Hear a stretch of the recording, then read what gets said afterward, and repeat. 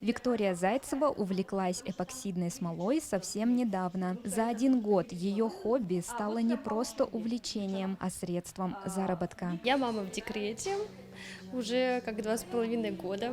И год назад в интернете я наткнулась на изделие из эпоксидной смолы. И все, я не могла спать ночами и днями. Я все сидела в интернете, смотрела, училась. И потом просто решила, что надо. Лью изделия из эпоксидной смолы, украшаю минажницы, сервировочные доски, подстаканники, сырные тарелки. Девушка с восторгом говорит, что эпоксидная смола – удивительный материал. Из него можно сделать буквально что угодно. Виктория создает все изделия сама, работает в технике резин-арт. Каждый рисунок индивидуален и неповторим. Это куклы, традиционные славянские куклы, обережки. Там ниточки, намотанные внутри определенным способом, ну и как бы это защищает, может защитить вас, вашу семью. Это вот традиционные куколки. Я их очень люблю делать, мне они, нравится просто в свободное время, я вот таким занимаюсь. Они сделаны внутри крупа, которая, как бы по поверью собирает злую энергетику, и хлопковые ткани.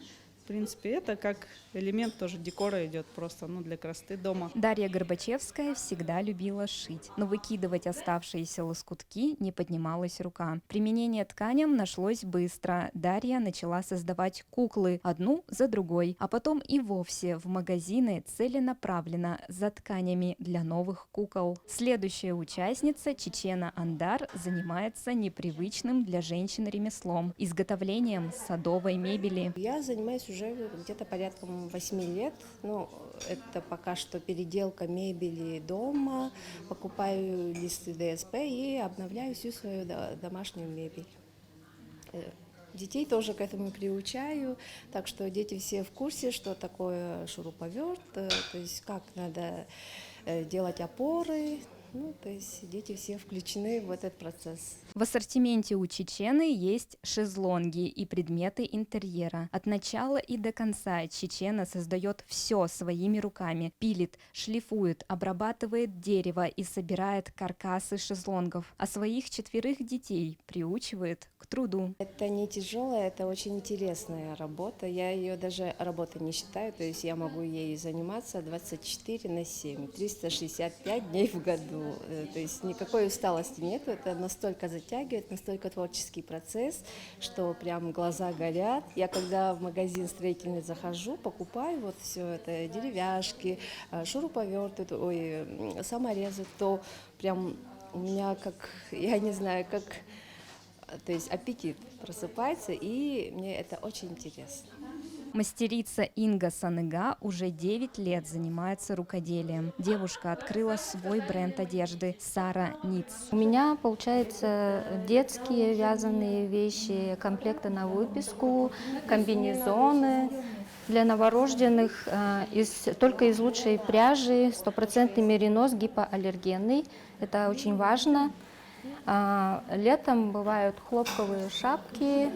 Для взрослых я вяжу тоже шапки, шарфы, аксессуары, сезонные. Инга вяжет только из качественных материалов. Вещи можно даже передавать в наследство. Одежда из мериноса не износится из-за десяток лет. Название бренда «Сара Ниц» было выбрано не просто так. Бабушку Инги звали Сара. Именно она научила ее вязать, воспитала ее и вложила в нее душу. В память о бабушке Инга назвала свой бренд одежды. Она была очень добрый человек. В ее доме выросло очень много людей, воспитала, дала кровь.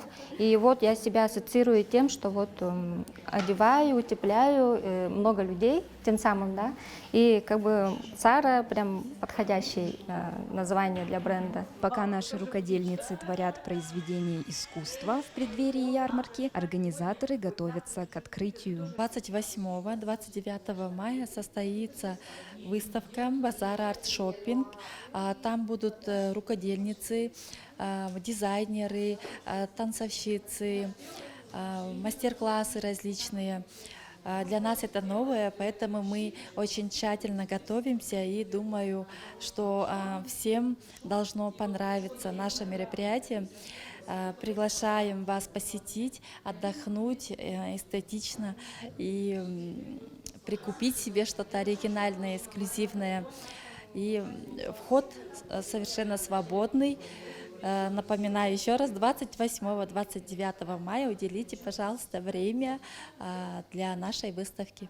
Подобные масштабные ярмарки-выставки в крупных городах России идут на ура. Ведь сибирский хендмейд популярен. Авторскую, оригинальную вещь хотят получить многие. Так и в Туве мастеров настолько много, что не все авторы попали в список участников. Сейчас мы уже на финишной прямой, доделаем последние штрихи.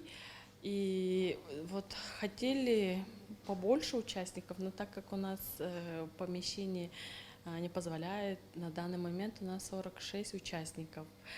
А тех, кто не успел к нам попасть, просим не сожалеть, так как мы в будущем будем тоже вот это мероприятие организовывать, приглашаем их на следующее мероприятие. На ярмарке будет не только выставка, но и мастер-классы по танцам, гончарному делу, мехенди. Гости смогут попробовать экологичную еду и насладиться музыкой и битами диджея. Но это еще не все. Главные сюрпризы остаются в тайне. У нас будут улицы. Улицы с интересными названиями. Это тоже интрига. Вы узнаете, когда только придете к нам. А каждая улица будет уже распределена между участниками по их роду деятельности. Это интерьер, декор, дизайнерские. То есть дизайнерство это во всем, в одежде, в аксессуарах. Каждое арт-направление на выставке будет на своем месте. Можно ожидать целые ряды плюшевых игрушек, свечей, элементов декора, авторскую мебель. Глаза будут разбегаться от эстетики. Посетитель окунется в другой мир совершенно. Он почувствует, что он в другом мире, в другом городе, большом городе, где будет такая, знаете,